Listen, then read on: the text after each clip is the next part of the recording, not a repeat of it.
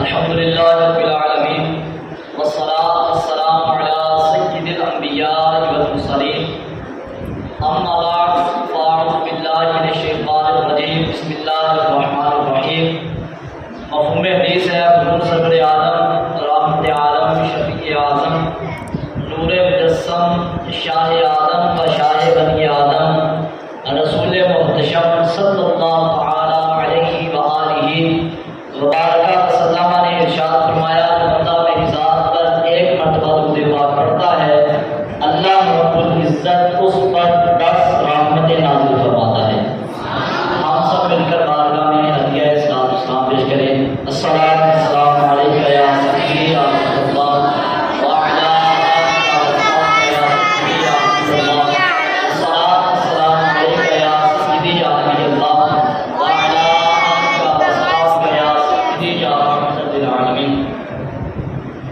احباب دلکار، آج 14 اگست کے دن ہم تقریباً 75واں یوم آزادی منانے کے لیے یہاں پر جمع ہیں۔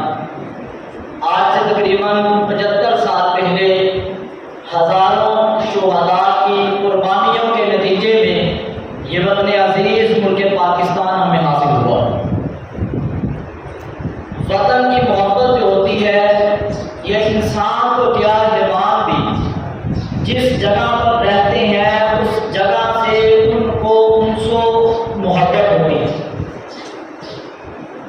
چرند پرند حیوان درند یہاں تک کہ آپ چیونٹیوں تک کو دیکھ لیجیے کہ انہیں بھی اپنے جائے مسکن کے ساتھ محبت ہوتی ہے۔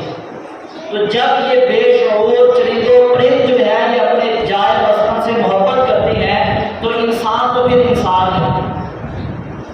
تو وطن کی محبت اپنے جائے مسکن کی محبت جو ہے اس کے لیے بندے کو کوئی اضافی محنت نہیں کرنی پڑتی بلکہ یہ ایک فطری چیز ہے، یہ ایک فطرت میں شامل ہے کہ جس جگہ پر بندہ رہتا ہے جس وطن میں رہتا ہے اس وطن کے ساتھ انسان کو محبت ہوتی ہے۔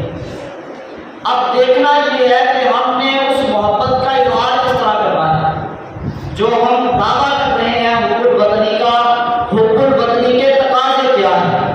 حب الوطنی کا تقاضا یہ تو نہیں ہم 14 اگست کے دن ڈانس کرنا شروع کرتے ہیں۔ حب الوطنی کا تقاضا یہ تو نہیں ہم بے پردہ حالت میں عورتوں کو روڈ پر لے جائیں، بلکہ حب الوطنی کا تقاضا کیا ہے؟ ایک ایمان والے کے لیے یہ ہے کہ وہ اللہ رب العزت کا شکر ادا کرے کہ مولا تیرا شکر ہے کہ تو نے ہمیں یہ وطن عطا فرمایا۔ حب الوطنی کا یہ تقاضا نہیں کہ اللہ رب العزت کی حدودوں کو پامال کیا جائے۔ حب الوطنی کا یہ تقاضا نہیں اللہ اور اس کے رسول کی نافرمانیاں کی جائیں، بلکہ حب الوطنی کا تقاضا یہ ہے کہ اللہ عز و جل اور اس کے رسول صلی اللہ علیہ وآلہ وسلم کی فرمانبرداری کی جائے۔ اور اس وطن عزیز ملک پاکستان کو ملنے پر اللہ رب العزت کا شکر ادا کیا جائے۔ اور یوم آزادی مناتے وقت ہمیں ان شہداء کی قربانیوں کا بھی خیال رکھنا چاہیے کہ جنہوں نے ہماری آزادی کے لیے اپنی ہر چیز قربان کر دی، کیونکہ وہ شہداء بھی جانتے تھے کہ یہ آزادی کی صبح دیکھنا ہمیں نصیب نہیں ہوگی، ہم جامِ شہادت نوش کر لیں گے، لیکن انہوں نے اپنے لیے نہیں بلکہ ہمارے لیے اپنی جانوں کی قربانیاں دی۔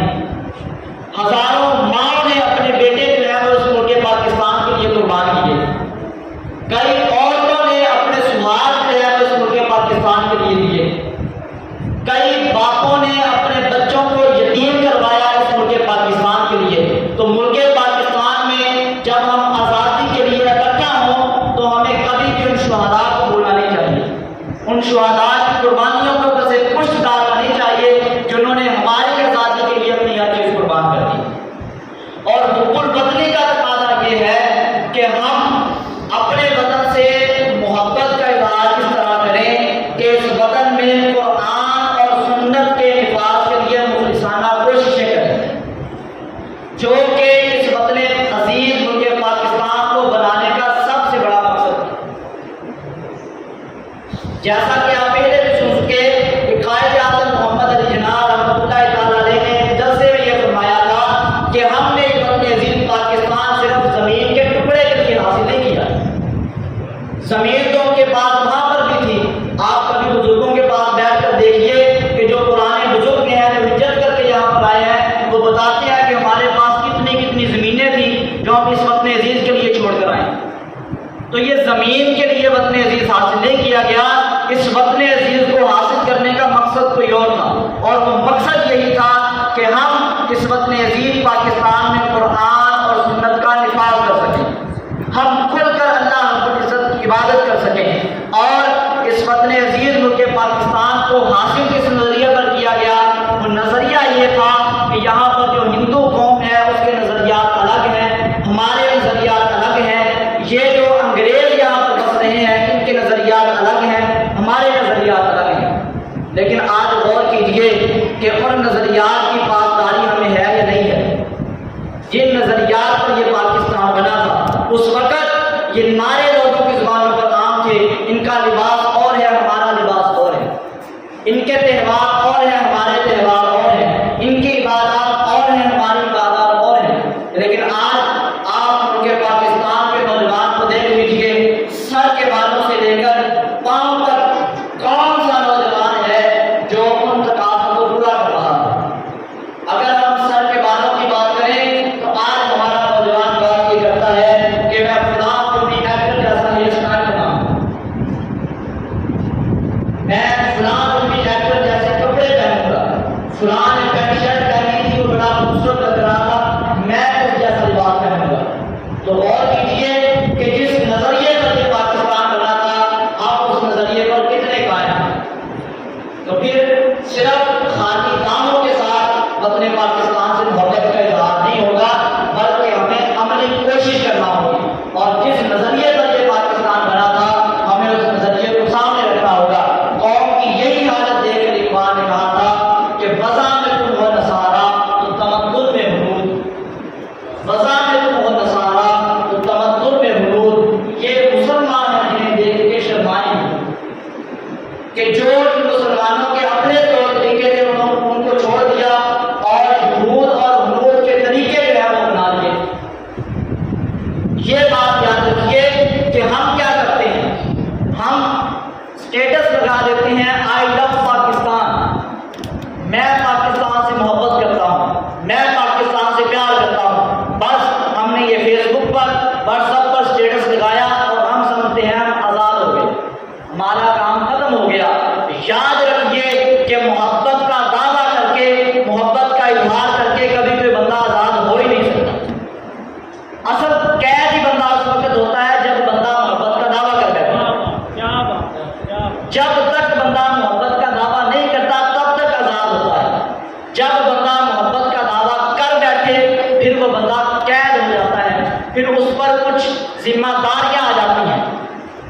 آپ دیکھیے حضرت سیدنا بلال حبشی رضی اللہ تعالیٰ عنہ کو, وہ بلال حبشی رضی اللہ تعالیٰ عنہ پہلے بھی غلام تھے, ان پر کوئی ظلم و ستم نہیں کیا جاتا تھا. لیکن جیسے ہی انہوں نے محبت کا دعویٰ کر دیا,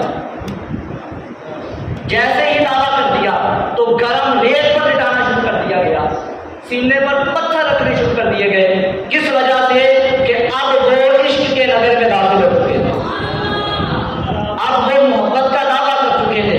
تو حضرت سیدنا بلال حبشی رضی اللہ عنہ نے جو دعویٰ کیا تھا پھر اس دعوے سے پھرے نہیں, اور کائنات نے دیکھا کہ وہ بلال جسے کعبے کی گلیوں میں لٹایا جاتا تھا پھر ایک دن آیا کہ کعبے کی چھت پر کھڑے ہو کر اذان بھی دی.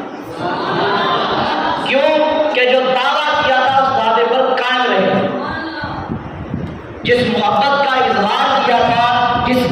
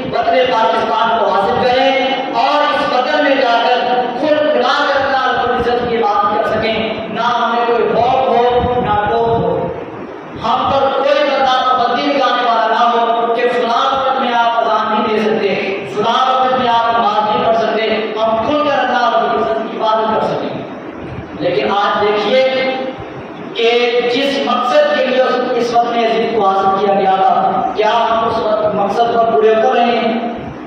اگر پورے اتر نہیں رہے تو پھر ان شہداء کے ساتھ ہماری زیادتی ہے جن شہداء نے اس وقت یزید کے لیے اپنا خون بہایا۔